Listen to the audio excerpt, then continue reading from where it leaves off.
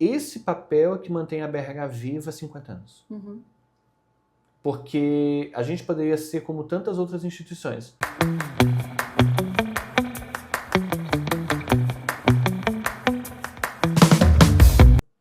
Olá, seja bem-vindo, seja bem-vinda ao Conecta RH, o podcast da BRH Blumenau, nosso espaço de conversas e assuntos relacionados aos recursos humanos. Me chamo Samira, estarei junto com vocês nesse podcast de hoje. Então vamos apresentar os nossos parceiros, patrocinadores que nos apoiam. Então, como patrocinador diamante temos a Unimed Blumenau, patrocinador ouro a Sync, patrocinador prata Rio Proteção de Ativos e os nossos apoiadores de gestão Ativa, Medicina e Segurança do Trabalho, Marielle Fávero, consultoria em recrutamento e seleção, Ridiger Advogados Associados. Hoje, então, a gente vai conversar sobre os desafios dos recursos humanos. E para isso, a gente recebe aqui uma pessoa muito importante, bastante conhecida já, que é o Diego Martins, nosso presidente da BRH Santa Catarina. Diego, seja muito bem-vindo. Aproveite esse espaço que hoje a conversa é contigo. Prazer estar aqui, Samira, para compartilhar, para a gente bater esse papo sobre desafios do RH, né? Principalmente nesse momento de final de ano, que está todo mundo se perguntando o que vem pela frente, o que vem para 2026. Então é um prazer estar aqui com vocês. Que coisa boa. E a gente aproveitou durante a semana, Diego, para perguntar também para os nossos associados, né? O que eles também queriam e tinham curiosidade. Então, algumas perguntas vêm de lá, outras das nossas curiosidades enquanto RH também. E uma delas é, ano que vem, 2026 já está na nossa porta, está chegando. Na verdade, está todo mundo nessa expectativa já. É um ano de Copa do Mundo, de eleições, é um ano onde muita coisa vai acontecer, né? Então, a gente quer saber, assim, com tantas incertezas, com tantas novidades, né? Como que o RH deve se preocupar a partir, então, do ano que vem? Eu sei que ele já vem numa construção, enfim, de tudo isso, né? Para mudanças nas contratações, na remuneração, na retenção de talentos. Como é que a gente começa olhando para isso? Samira, eu acho que 2026 será, sem dúvida, um ano de muitos desafios. Para o Brasil, principalmente, porque, como você bem comentou, temos eleição num cenário que deve novamente ser polarizado, que vai trazer desafios econômicos também junto. Nós estamos falando de um ano de Copa. O Brasil, né, é muito intenso nesse universo, então a gente vai ter um movimento um pouco, né, mais parado em algumas situações em função da Copa. E junto a isso a gente inicia oficialmente no Brasil a reforma tributária, que ainda é um mistério, ainda é um desafio quando a gente está olhando enquanto movimento de mercado. Temos NR1 chegando com força no início do ano, ou seja, realmente é um cenário em um ano com muitos desafios. Mas o RH já vem se preparando. A gente está olhando, se a gente olhar os últimos 3 anos, a vida em gestão de pessoas mudou. Né? O mundo está mais acelerado, tudo está mais dinâmico e aquela talvez constância ou linearidade que nós tínhamos já não acontece há muito tempo. Quantas empresas a gente conversa que olham e remodelam o seu planejamento de gestão de pessoas 3, 4, 5 vezes ao longo do ano. Para 2026, isso vai continuar e vai se intensificar, sem dúvida, quando a gente está falando de gestão de pessoas. Porque como a gente vai ter um cenário de muitas oscilações em função de todos esses desafios, o RH vai ser desafiado novamente a olhar essas mudanças muito rapidamente e acompanhar a dinâmica dos negócios do mercado. Mas talvez a principal dica, olhando para o RH, né, pegando o que você me questionou, é este RH estar atento. Não dá para o profissional de gestão de pessoas em qualquer momento, mas principalmente em 26, não estar atento a tudo o que está acontecendo. A gente vai precisar estar conectado com o momento político, econômico do Brasil, para que a gente consiga minimamente se antecipar e se antever aos desafios, seja de estagnação econômica ou de crescimento que pode acontecer. E aí, né, os estudos, eles indicam essa estagnação até salarial, né? E é uma curiosidade, assim, existe uma insatisfação com a questão remuneração do brasileiro em si, né? E isso olhando para o cenário inteiro, não só Santa Catarina. Então, como que o RH, né, esse profissional de recursos humanos, que ele vai equilibrar essa pressão, né? De conter os custos, as necessidades, com maior engajamento e motivação, já que vai ser um ano diferente, já que é um ano desafiador. E eu sempre vejo a gestão de pessoas, ela é desafiadora, né? Porque ela vai abraçar o conjunto de toda a estratégia da empresa. Então, como é que ele pode fazer para manter tudo isso acontecendo? Eu acho que essa tua pergunta tem muitas camadas. E vamos tentar olhar para todas elas. Tá. Quando a gente está falando de remuneração, é instintivo do ser humano. Né? O ser humano ele sempre vai achar que ele está recebendo pouco, que o dinheiro que entra não é o suficiente. E talvez essa pressão que a gente tem hoje, com esse sentimento de estagnação salarial, seja só uma consequência ou seja um pouco mais acalorado pelo momento econômico. Mas é uma constante. Né? Nós que estamos em RH, que já passamos por vários lugares, todo lugar. As pessoas dizem, eu acho que eu ganho pouco, eu acho que eu mereço mais, a remuneração não está adequada. Isso em cargos da base, quanto os cargos de alta gestão. Então, isso é uma constante. Vai acontecer. Vai acontecer. Naturalmente, num cenário econômico mais retraído, onde o custo de vida aumenta, as pessoas vão trazer isso mais acaloradamente. Elas vão trazer isso mais presente como uma necessidade. Tá. Então, acho que aqui a gente tem um primeiro fator, que é esse equilíbrio que vai precisar continuar. Vai aprender a lidar com isso, porque isso vai acontecer automaticamente. Sim. Claro que, com o olhar que a gente vem de econômico e da própria reforma tributária, o RH vai precisar começar a olhar para isso para repensar remuneração. Tem um ponto que a gente precisa olhar, a reforma tributária ela vai impactar a economia como um todo, a sociedade como um todo, mas ela também vai alterar, não talvez em 26, mas 27 ou 28, o poder de compra. Porque algumas empresas vão precisar aumentar consideravelmente o seu preço de venda para lidar com essa mudança tributária, pelo menos no início do ciclo. Isso vai afetar a remuneração das pessoas, onde o poder de compra delas vai diminuir e as empresas vão ter que olhar para isso, equilibrando também custo. Então, não dá, olhando para esse aspecto, e aí da remuneração, para o RH se furtar de estudar sobre a reforma tributária, de entender esse cenário e de entender esse cenário econômico como um todo. Pegando outro aspecto que você trouxe, como manter o engajamento dessas pessoas, acho que a gente tem que olhar dois aspectos. Primeiro que, num cenário de instabilidade como nós estaremos, não é hora do RH ou da gestão de pessoas trabalhar com modismos.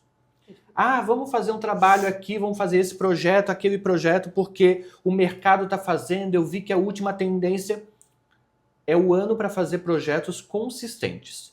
Vou fazer um projeto de engajamento, de retenção, de atração, ele tem que ser um projeto consistente e não ligado a alguns modismos que às vezes a gente vê no mercado.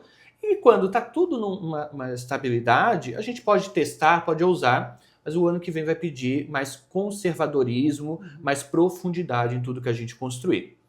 E um outro aspecto que para mim é muito importante é a gente, enquanto gestão de pessoas, entender que o engajamento vai vir de quando a gente começa a entender e respeitar a singularidade das pessoas. Nós estamos num momento da sociedade onde as pessoas querem que a sua singularidade, a sua opinião, a sua ideia, a sua visão de mundo seja totalmente respeitada, ou pelo menos considerada. Se eu, enquanto gestão de pessoas, não fizer um trabalho na minha organização para que os líderes, os gestores, vejam essa singularidade de cada um e transformem isso em um ativo importante... Porque ele quer ser ouvido, Ele quer ser ouvido. Tá. Ele quer ser ouvido e ele quer ser considerado. Perfeito. Se isso não acontecer, ele não vai conseguir garantir engajamento. Porque remuneração, ela traz um engajamento temporário. Quando a gente está falando deste momento de mundo de singularidade, onde eu quero que a minha voz tenha presença e ela seja não totalmente levada ela como verdade, mas ela seja ouvida e considerada, eu ganho mais engajamento. Porque as pessoas se sentem parte, elas sentem que elas não são um recurso naquela organização, mas elas são parte de uma construção muito maior. Então eu acho que o desafio desse engajamento vem desses aspectos como um todo. Então, engajar esse colaborador nas estratégias daquilo que está sendo realizado, Sim. para que ele tenha espaço, vez, né? E seja ouvido e talvez ali, não tudo vai ser considerado, Sim. né? Mas que ele possa, dentro da contribuição dele, também ser levado em consideração. Isso. Né? É um desafio para o RH também, né? Ele é um grande desafio porque o nosso modelo organizacional, que a gente vem construindo há décadas, ele não é esse ambiente desse espaço. Exato. Né? Geralmente é um grupo de gestores, de lideranças que constrói uma estratégia e quem está na equipe executa, desdobra. E o momento de mundo pede essa inversão. Uhum. Né? E tem um ponto que eu ouço muito que é, não, mas essa é a nova geração. Não, é o momento de mundo. Todas as pessoas, independente da idade, estão nesse momento de mundo que eu quero que a minha verdade, que a minha percepção, que aquele conhecimento que eu tenho seja levado em conta, para que eu me sinta parte ou integrante de um projeto, de um ambiente, de uma empresa. E assim, né, a gente também, né, Diego, desde sempre as gerações estão misturadas. Sim. Agora que tem um foco maior, parece, né, uma ênfase maior nisso tudo. Mas o quanto é importante que a gente tenha as diferenças para poder também fazer com que os projetos cresçam e que a gente também se respeite de uma forma diferente, né? Sim. E igualitária. E aí tu trouxe a questão da liderança, né? Então nesse novo cenário vai exigir também, né, do líder. E aí como é que o RH pode apoiar, né, com essa performance de time, com foco também no cuidado, no desenvolvimento das pessoas, essa liderança? Eu acho que o RH precisa resgatar a essência do líder. Uhum.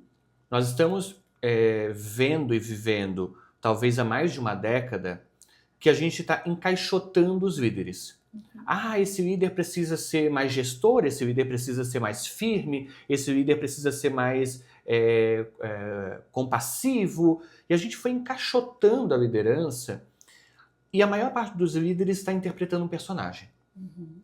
Ele está com uma máscara, ele virou um personagem, efetivamente, de algo que disseram que ele deveria ser ou se comportar. Uhum. Eu tenho defendido muito que a liderança precisa ser autêntica. O líder precisa ser gente. Ninguém quer ser liderado, hoje em dia, por alguém que, que interpreta um personagem. Nós precisamos entender que os humanos querem ser liderados por outros humanos. Gente como a gente. Uhum. Então a autenticidade do líder ela é essencial nesse momento.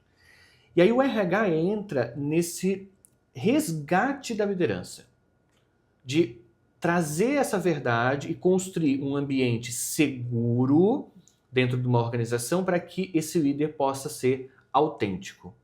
E ensinar esse líder que a autenticidade vai desencadear vulnerabilidade, mas que essa vulnerabilidade não é uma fraqueza, mas ela pode ser e deve ser usada como uma força deste líder na organização.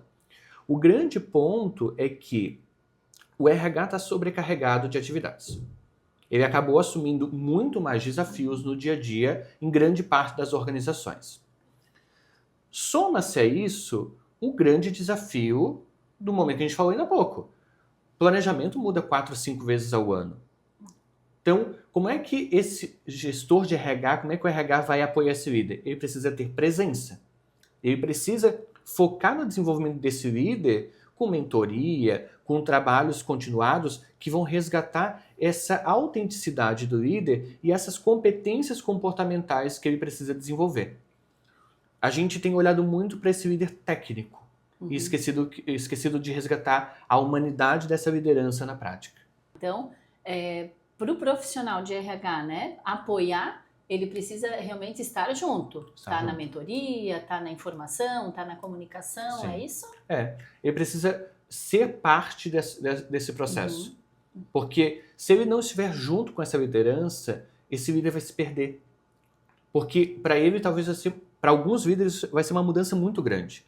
Eu deixar de ter que ser tão técnico para ser mais humano, para estar mais próximo das pessoas.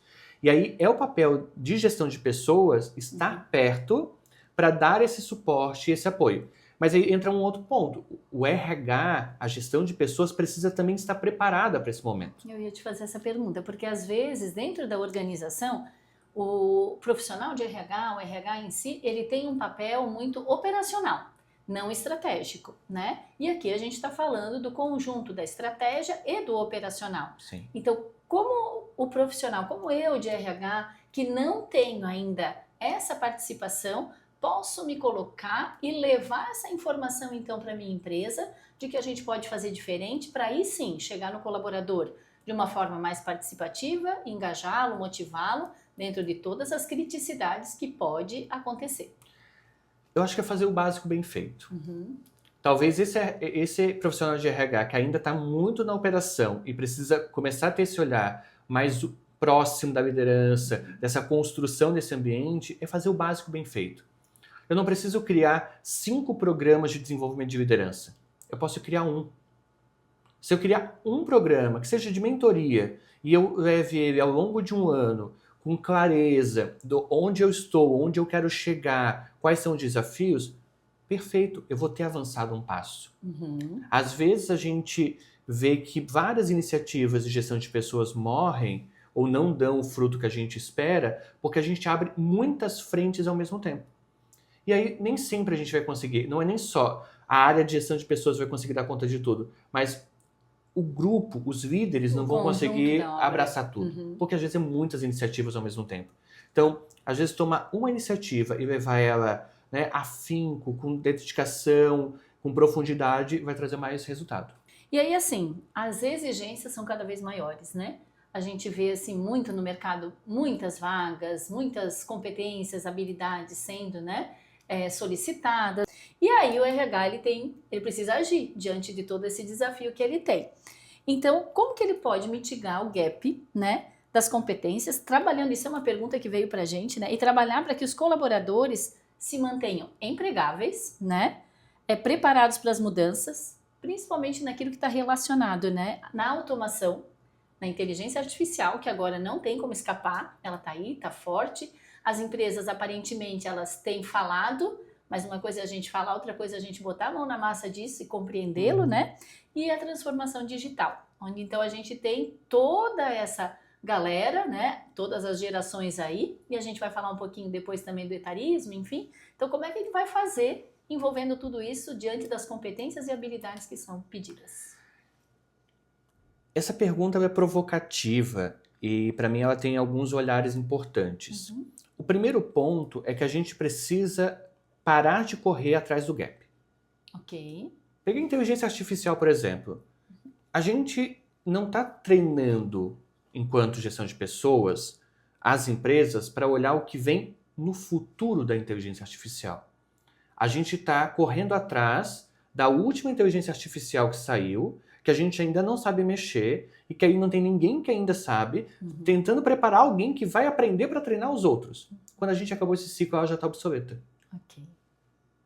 A gente precisa, talvez, começar a olhar no desenvolvimento de competências, olhando para essa parte digital, de inteligência artificial, ensinar ou preparar as pessoas para olhar para o futuro. Tem um estudioso que eu gosto muito, que é o Thiago Matos, que ele fala sobre a necessidade de pensar os futuros. E eu gosto muito dessa provocação dele, porque talvez o grande ponto que a gente tem que fazer diante desses desafios e desses gaps nas empresas é ensinar as pessoas a pensar o futuro. Se eu estou pensando o futuro e eu estou conseguindo perceber ou compreender como o mundo vai se transformar daqui 2, 3, 4, 5 anos, essa parte da inteligência artificial, da transformação digital, não vai ser um problema. Porque eu vou ter o pensamento do futuro. Perfeito. E não vou estar correndo atrás apenas do gap, daquilo que eu não estou conseguindo entregar tecnicamente ou porque eu estou me sentindo atrasado frente ao momento do mercado. A gente sempre vai estar atrasado. Perfeito. E às vezes a gente fala na questão não só da IA, né? Mas até na questão digital, na questão das plataformas, quando muitas vezes nós dentro da organização ainda fazemos o nosso controle em tabela de Excel. Então a nossa cabeça também não amplia. A gente sabe que tem, a gente olha para o que tem, mas a gente não transforma o que tem. Sim. E aí como que nós, de recursos humanos, vamos fazer isso chegar lá? né, nessa transformação? Aí eu gostaria aí da tua opinião mesmo, né? Porque eu sei que quando a gente está em RH, quantas coisas, a gente pode ter um sistema de folha de pagamento e tal, mas muito do controle interno ainda é uma tabela de Excel. E aí nós estamos falando em coisas mirabolantes na questão da tecnologia, né? Então como é que a gente faz isso na nossa cabeça e também na nossa prática? Eu volto no ponto, que é a gente aprender a pensar diferente. Acho que a tua colocação é ótima, porque eu posso ter o melhor sistema, mas se o meu pensamento ainda é de Excel, Isso. eu não vou usar o sistema. Perfeito. Porque é o mudar a forma de pensar. E o mudar a forma de pensar é a gente parar de treinar, talvez, o uso do sistema e começar a treinar a forma de pensar digital, de pensar diferente, de pensar em outras perspectivas. Acho que a grande mudança é essa forma do pensar, né? O Fórum Econômico Mundial, quando faz os seus levantamentos de competências necessárias para a década, o pensamento crítico e o pensamento de futuro, ele aparece. O pensamento digital aparece. Então, eu acho que a gente trabalhar o como que a gente começa a pensar outra perspectiva e não somente, né, ensinar a usar a ferramenta, mas é a forma de pensar que precisa ser treinada. E aí a gente tem, então, né, o desafio das gerações, né? Um monte de projetos, enfim, se fala na questão do etarismo, da mesclagem dessas gerações. Aí eu quero ouvir tua opinião e como é que tu está percebendo o mercado e o RH nesse processo. Tema presente na mesa do RH, talvez a primeira vez que a gente tem 5 gerações convivendo. E aí eu penso que é muito sobre o criar um ambiente de confiança nas empresas. Quando a gente não cria um ambiente de confiança onde não importa a idade da pessoa, mas importa como ela pensa, a gente vai continuar tendo problema com as gerações. Vários estudos mostram que é padrão. A geração anterior julga a geração nova dizendo que a geração nova não vai dar certo, que a geração nova está perdida. Isso é um padrão, é cíclico na história da humanidade. Então, a gente rompe isso quando a gente cria ambientes de confiança, dessas pessoas poderem trabalhar juntos e com a sua pluralidade, com o seu olhar múltiplo de fato. Eu acho que esse talvez é o grande ponto. Quanto mais a gente cria programas falando das gerações às gerações, talvez a gente mais separe do que aproxime. Porque quanto mais a gente enfatiza, mais a gente talvez distancia esse olhar de confiança e de construção coletiva de fato. Aproximar, ter conversas abertas entre pessoas de idades diferentes, promovidas pelo RH, ajuda nessa aproximação, ajuda nesse olhar de eu olhar e dizer, nós somos tão diferentes, mas tão parecidos em vários aspectos também. Então, acho que aqui tem um ponto... Tão complementares, né? E tão complementares, efetivamente. A questão do etarismo tem sido rompido. Mas ainda lamentavelmente, uma questão de cultura, né, social, até de Brasil e de vários lugares do mundo, né, com essa perspectiva que as pessoas que têm uma idade maior não vão conseguir se adaptar, não vão conseguir... né, estar próximas dessa modernidade toda. Eu acho que é romper essa forma de pensar e aproximar. Acho que o RH tem um papel importante de trazer isso para o debate e romper esses aspectos. Tem receita pronta? Não tem. Né? A gente queria e gostaria de ter, mas eu penso que é manter o debate vivo e aproximar. E mostrar para as organizações o valor que o conhecimento e a experiência de cada um tem nesse processo como um todo. Então, independente da idade, entender que o que cada um tem de competência para somar nesse desenvolvimento e no resultado que a empresa quer chegar. Uma das perguntas até que veio para a gente, né, na nossa pesquisa, enfim, qual seria a tua opinião também sobre esses programas? 50 mais, 40 mais, 60 mais? O que tu também tem visto nas áreas de RH sobre e o que tu pensa sobre isso também? São programas importantes. Eles são importantes para quebrar esse paradigma do mercado de que, né, o 50 mais, o 60 mais, o 80 mais não tem mais espaço. Eles são importantes para atrair, para mostrar que essas pessoas têm espaço e elas também se sentirem, né, com a possibilidade de ir buscar uma vaga dessa. O grande desafio é como eu trato isso internamente depois. Não adianta eu fazer um programa de 50 a mais e quando eu trago os 50 a mais para dentro da empresa, eu deixo ele num cantinho, eu deixo ele condicionado à figura dos 50 a mais. O 50 a mais, ele tem que ser um projeto para atrair, mas dentro da empresa ele tem que ser um projeto que some e não que divida.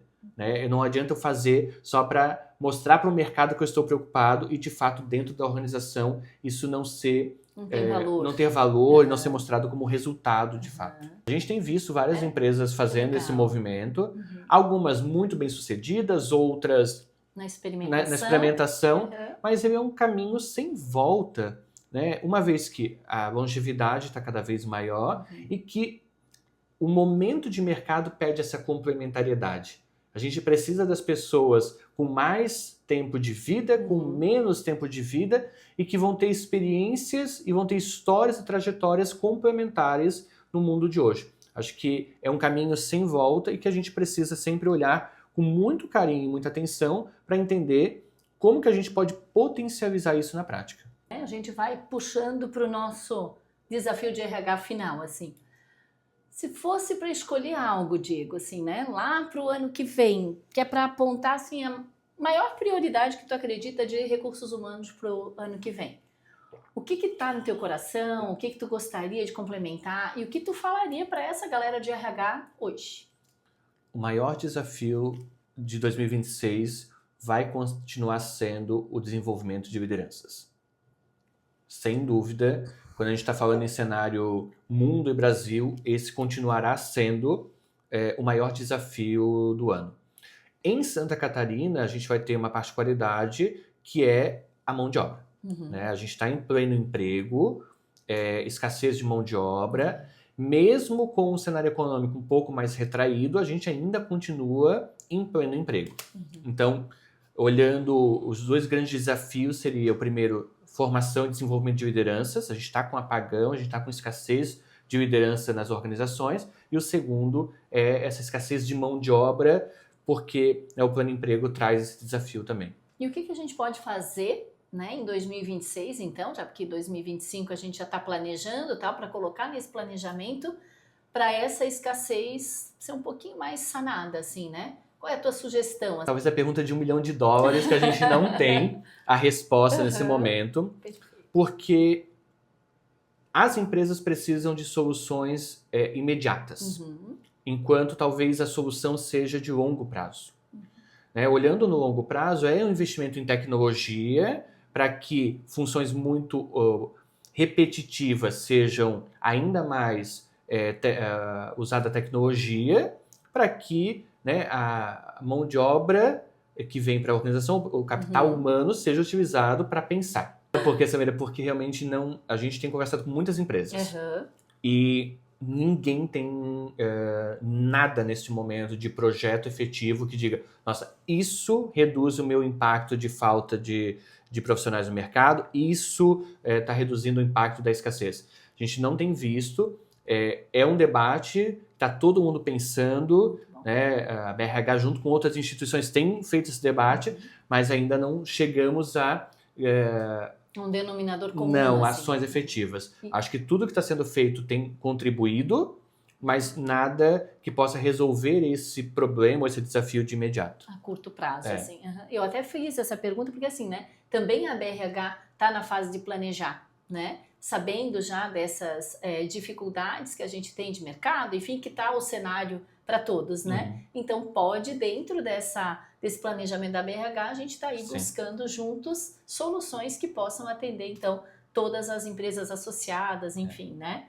Legal. Puxando para o final, assim, qual o recado, né, que o Diego, como profissional de RH, como presidente da BRH Santa Catarina também, né, o que tu deixa de recado para os nossos associados, para as nossas empresas parceiras, né, do Congresso Catarinense do ano que vem, de todo esse cenário, né, para as nossas, não só os associados, porque um monte de gente vai ouvir esse podcast e pode levar isso como relevância. Então, o que tu deixa aí, o que tu deixa assim de de um pitaco para a gente do que vem pela frente também da BRH.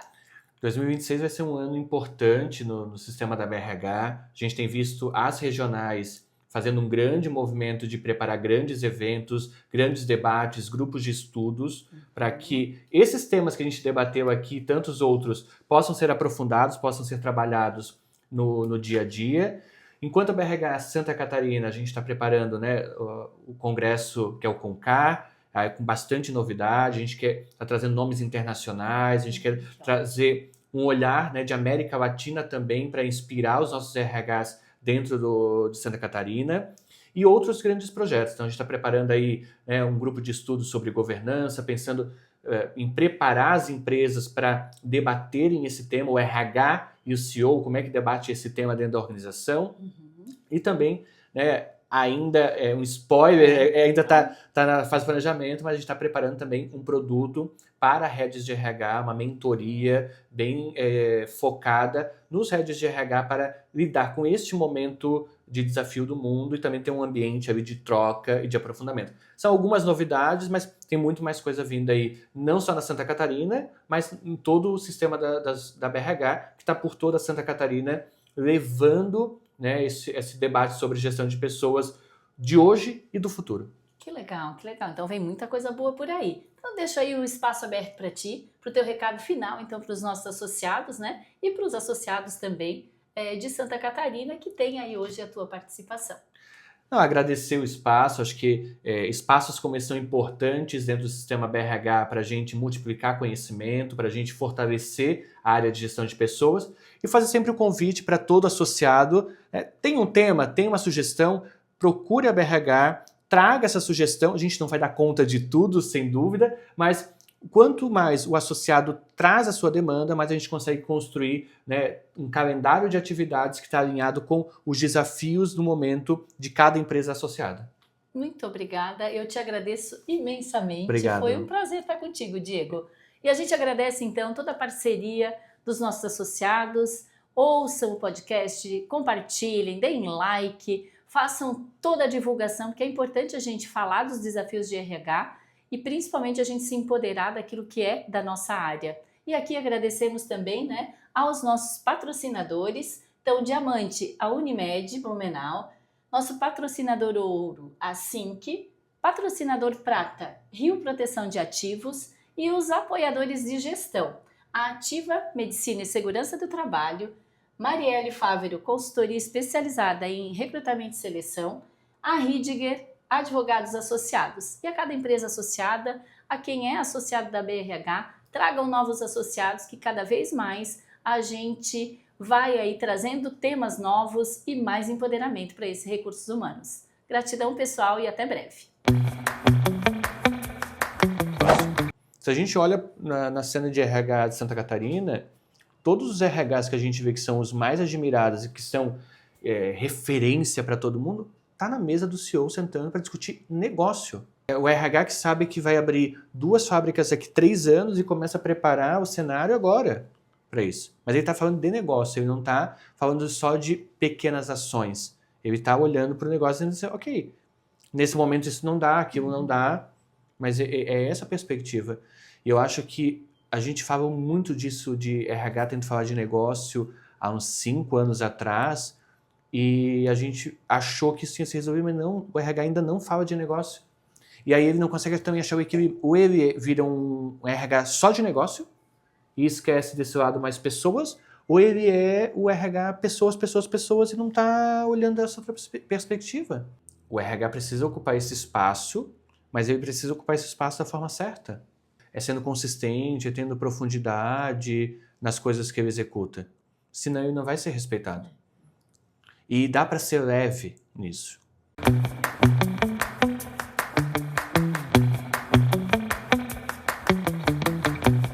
Esse papel é que mantém a BRH viva há 50 anos.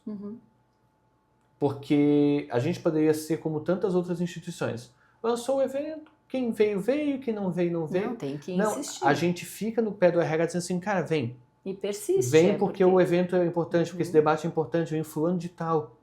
Né? E quantas vezes a gente ouve, né, poxa, ainda bem que tu insistiu, Uhum. porque eu não ia vir, eu ia perder. E é isso, eu acho que a BRH tem esse papel. A nossa insistência com as pessoas é que faz essa transformação acontecer.